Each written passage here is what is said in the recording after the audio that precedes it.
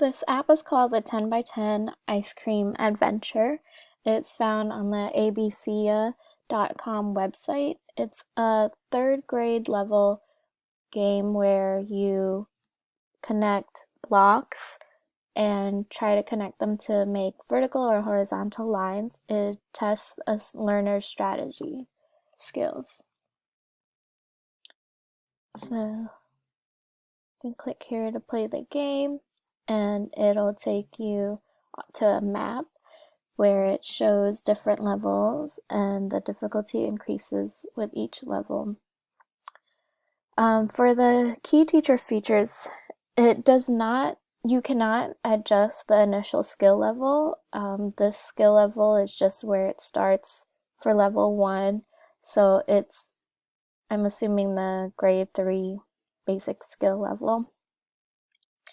Control of auditory and visual feedback. So for this game, in the settings, you can control all the sounds and the sound effects. You can turn it on or off.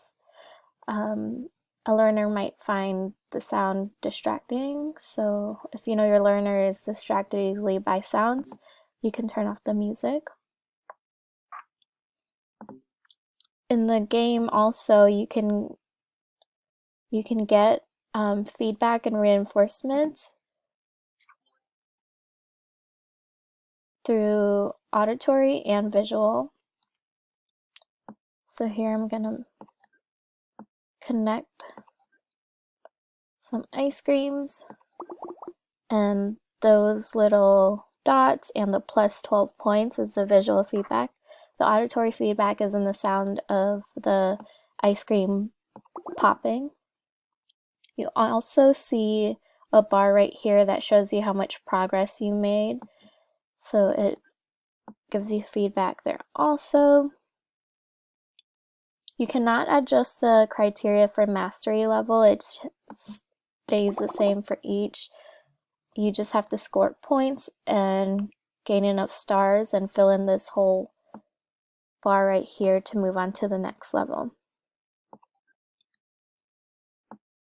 For adjusting response time, you cannot manually adjust it, but this app does not time you, so you are not in a race against time to provide an answer.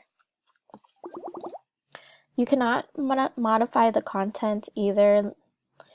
You cannot change like the theme of the game or what type of ice cream is included.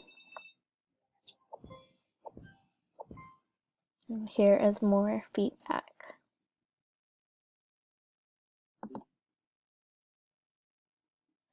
For generating reports, this app does not generate reports for you.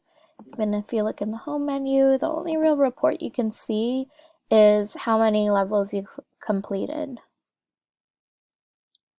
So to adjust the key student features, consistency, there is consistency.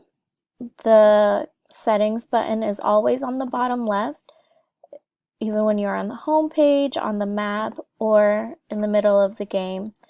You can see this settings button here on the bottom left when you pause. Also, you'll find the pieces on the right. The grid is in the middle, and your progress and your score and your goal is always on the left side. Ease of navigation. So it's pretty easy to figure out how to use the app. You'll see that you'll have to connect pieces and slide them.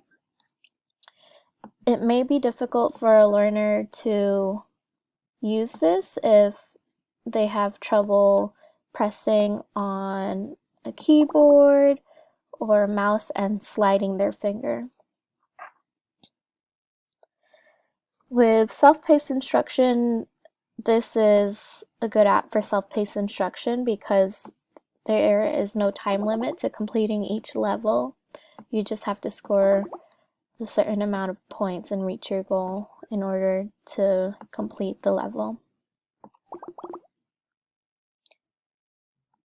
Built-in access methods. So for this one, there is no keyboard support. You can only use a mouse in order to control the game. For auditory and visual cues, the game doesn't ask questions. You just know that you'll have to score here by making horizontal and vertical lines. So the cues are really only visual. It does not have any auditory cues to give you instruction through. The feedback is auditory and visual as we discussed with the key teacher features. So when you make a line, it pops and you get to see the amount of points that you score. You'll also see what level you are on and how much progress you've made through that level.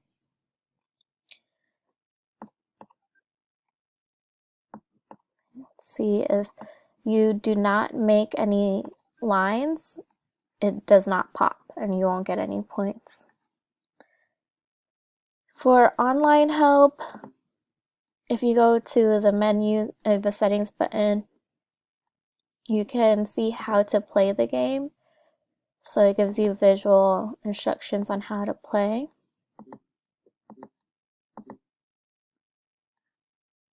But that is really the only amount of help that you're going to get for this game. So overall, I think that this game is a fun game and it really does test your strategic abilities, but it doesn't address as many features that would help a teacher teach specific tasks or courses. And if a learner gets easily distracted by visual or auditory input, this one could be easily distracting.